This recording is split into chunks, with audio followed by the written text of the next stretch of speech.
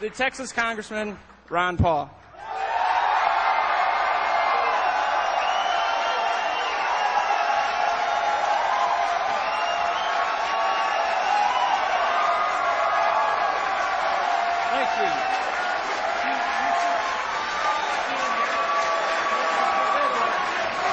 Thank you. Thank you, thank you. Thank you, thank you. Thank you very much. I was told this was a special weekend and not too many would show up. Thank you for coming.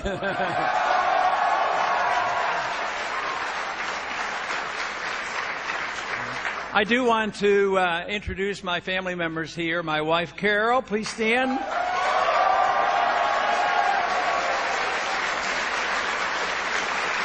And two granddaughters, Lisa and Linda.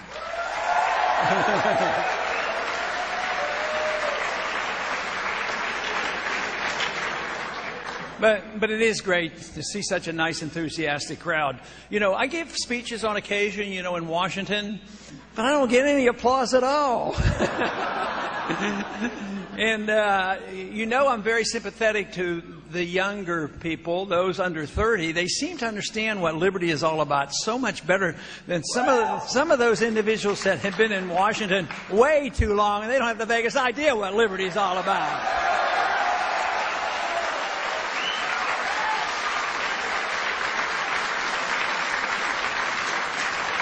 But to tell you what, I get encouraged a whole lot when I visit with the young people, the college students, because I know that the future looks bright when I meet with you. So I am enthusiastic. I hope I can encourage you because the stakes are high. The stakes are very high on what's happening. And I think that's what's happening. The people are coming to realize this.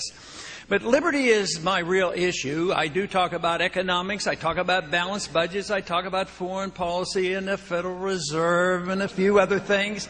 But really, the issue is liberty. I believe our country had been the greatest and the most prosperous because we had a better understanding about liberty than any other country. We didn't have a perfect constitution, but it's very imperfect now, not because it became more imperfect, but because the people who were supposed to be following it became less perfect, and they totally ignore it now. So we need a new generation that cares about the rule of law and the Constitution.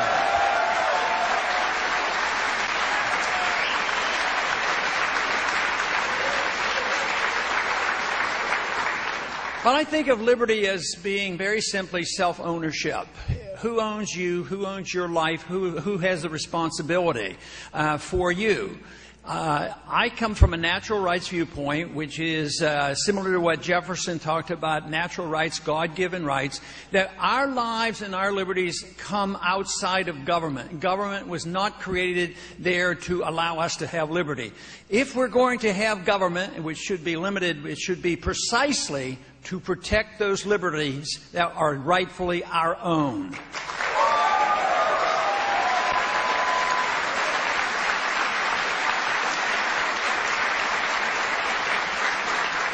But certain things come from this understanding of self-ownership. Of course, it means that it's your body, and people shouldn't tell you what to do with your body. It should tell you what you can do with your liberty. You should use your liberty, from my viewpoint and from my advice, is use it in a productive manner. I see liberty as the release of creative energy, and the purpose is to work for excellence and virtue, believing that once you deliver that responsibility to government, all they do is undermine liberty, and it ruins the efforts to be productive and to improve oneself. But if when one is convinced that we have this responsibility, it means two things. One, that you deserve to keep the fruits of your labor, which means there shouldn't be an income tax.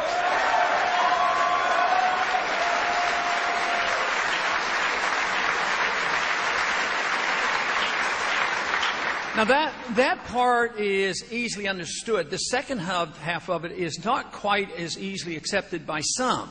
But that is that if you have your right to your life and your liberty and to your property, you also have to assume responsibility for any bad choices you make, and you can't go to your neighbor or to your government to bail yourselves out.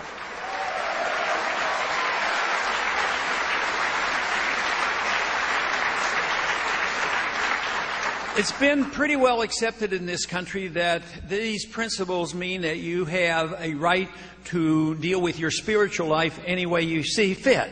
You can ignore it and not pay any attention to it, or you can practice your spiritual life any way you want, as long as you don't hurt other people. But you're also allowed to pursue your intellectual life any way you see fit. We don't hopefully never get to that point. We shouldn't be in the business of book burning and saying that you can't study this, you can't study that. It should be you that makes the decision. And for the general, in a general sense, the American people have accepted this notion fairly well. Far from perfect, but fairly well. But where I think we have fallen down, and this is across the political spectrum, is this idea that it's your own body. That means if your spiritual life, which is a serious responsibility, and your intellectual life is a serious responsibility, why is it that if we assume that you can have free decisions there, why shouldn't you have free decisions on what you eat, drink, smoke, and put into your own body?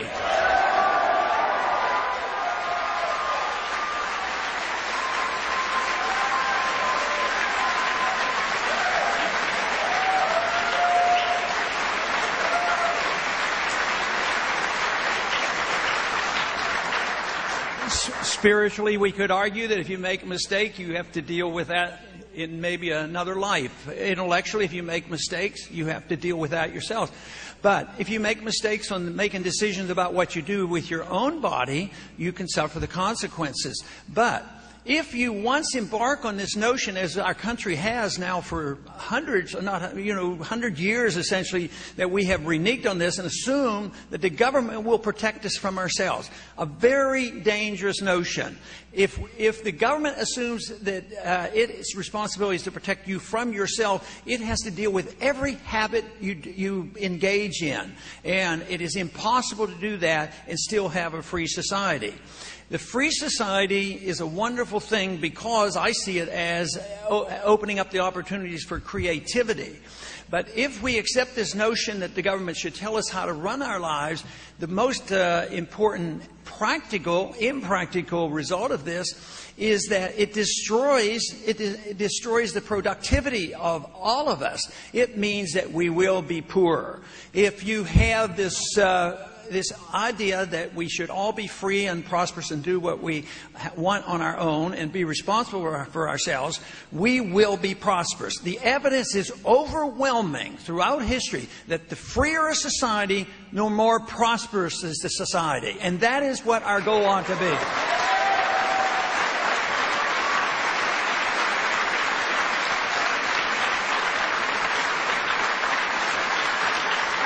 Now, there are many who challenge these notions, all the way from the extreme communist, socialist viewpoint to the extreme welfarists who believe that the government has to regulate the economy for the benefit of one group over another. But it does create the greatest prosperity, but one of the hardest parts for people to accept is if you have a free and prosperous society where you can use your own incentives to advance yourself, guess what? You don't have an equal society. And that is sometimes hard for people to understand. But if the results are that you have the most prosperity, you have the largest middle class, you have the best distribution of wealth, by far it is the best system to argue for and to work for.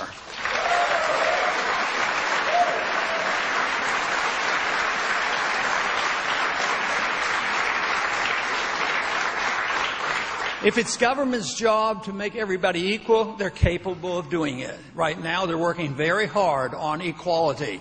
But guess what? We're working on equality of poverty. That's what we're working on, unfortunately. Now, the free market Austrian School of Economics teaches that one thing, that government intervention doesn't work. It doesn't even come close to achieving what it pretends to achieve. But there's one other basic principle when it comes to monetary policy. Any society that embarks on the destruction of their currency, that is, by inflating the currency, increasing the money supply without anything behind the currency itself, and devaluing the currency, there's essentially always a transfer of wealth from the middle class, from the poor, to the wealthy. And just think of this today. What's the main complaint? There's a large segment who are hurting, and there's a small segment is getting very, very wealthy. Now, I see this as very, very important and also a little risky in how we deal with this. Because there are, in a free society, I said it was unequal, and there'll be some rich and some poor. But if a person is rich because they have been successful and because they have been voted to be rich by the consumer. See, the only democracy, of course, is a risky adventure. Pure democracy undermines the minority, and we don't want pure democracy.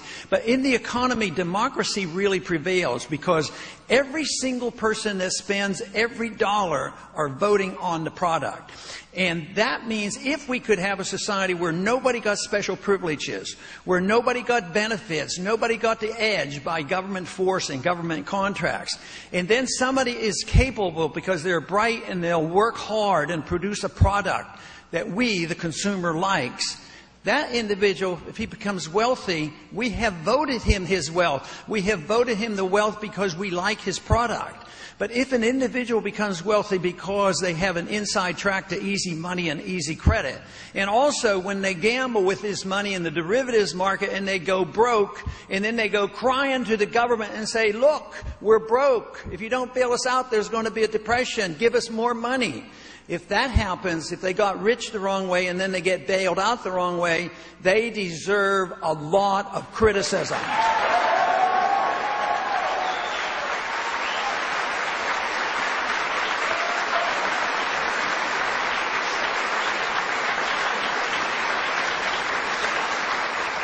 Unfortunately, we have a lot of that's been going on for a long time. There's been everything from subsidies to special privileges and special contracts. And, of course, we have this whole idea about how we spend our military money. That has, enriched many.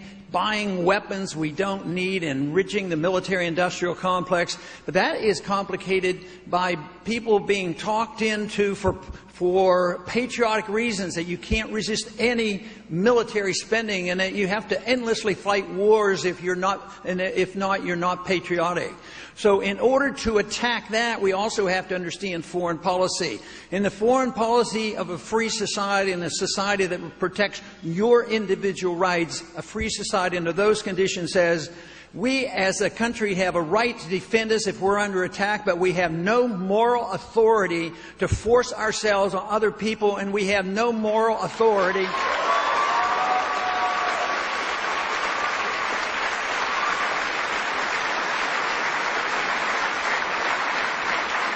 and we have no moral authority to accept this notion of preemptive war. They make it sound fancy. They make it sound like we have preemptive war because they're going to attack us someday. And someday they might get a weapon and they might come and get us. So we have to go and get them. That just is open-ended. It's also called aggression. We are drifting in that direction and the world doesn't like it. We don't win friends around the world. What we do is we waste our money, we become more endangered, and we develop more enemies. So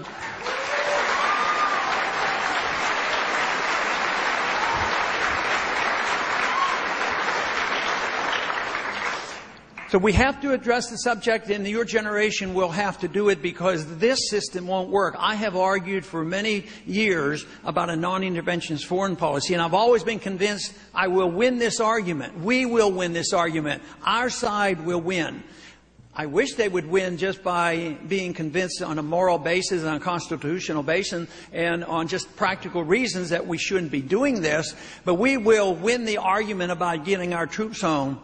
Not for those reasons as much as we're going broke and we can't afford it anymore. The sooner we bring all our troops home, the better it will be for our economy.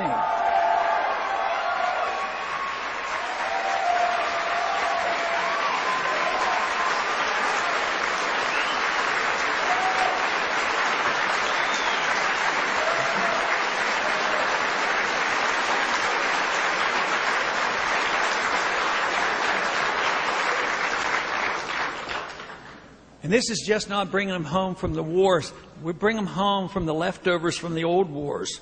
Why are we in Japan? Come home from Japan. Come home from Korea.